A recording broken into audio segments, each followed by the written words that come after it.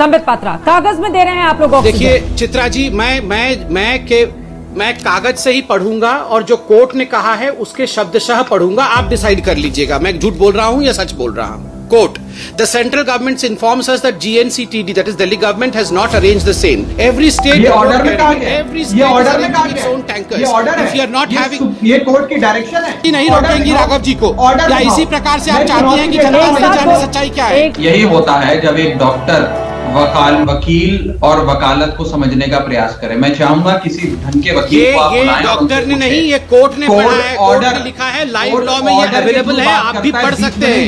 कोई भी ट्विटर में या फेसबुक में जाके इस ऑब्जर्वेशन को देख सकता है, कोई भी देख सकता है ट्विटर में जाकर। आप ये सारा आवंटन कागजों पे किया गया और मैं बड़ी जिम्मेदारी से आपको ये स्टेटमेंट दे रहा हूँ, एक ऐसे व्यक्ति होने के नाते जो इस पूरे प्रोसेस में कहीं ना कहीं जुड़ा भी हुआ है, देख भी रहा है करीब से, कि 300 मीट्रिक टन भी दिल्ली वालों के नसीब में केंद्र सरकार, भाजपा सरकार ने नहीं दिया। कागजी आवंटन जितना मर्जी कर दो, कागज पे आप हमें 480 की जगह 4,80,000 मीट्रिक टन भी दे दो तो भी कोई फर्क नहीं पड़ता है।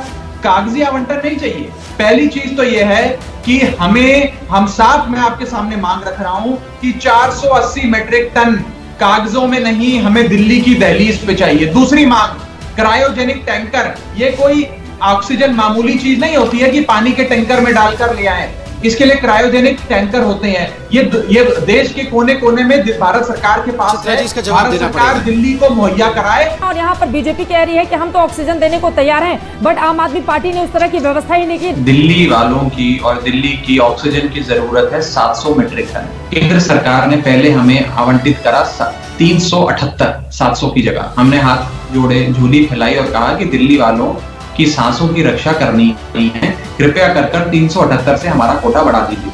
तो उन्होंने 378 से बढ़ाकर 480 मीट्रिक टन कर दिया। अब ये जो 480 मीट्रिक टन इन्होंने किया, पहले तो ये भी 700 मीट्रिक टन जो हमारी मांग है, जितनी हमारी खपत है उससे कहीं कम है। और 480 मीट्रिक टन का भी आपको जान के अचंभा होगा कि 300 मीट्रिक टन भी दिल्ली नहीं दिया जा रहा है। ये सारा आवंटन कागजों पे किया गया और मैं बड़ी जिम्मेदारी से आपको ये स्टेटमेंट दे रहा हूँ, एक ऐसे व्यक्ति होने के नाते जो इस पूरे प्रोसेस में कहीं ना कहीं जुड़ा भी हुआ है, देख भी रहा है करीब से, कि 300 मीट्रिक टन भी दिल्ली वालों के नसीब में केंद्र सरकार, भाजपा सरकार ने नहीं दिया।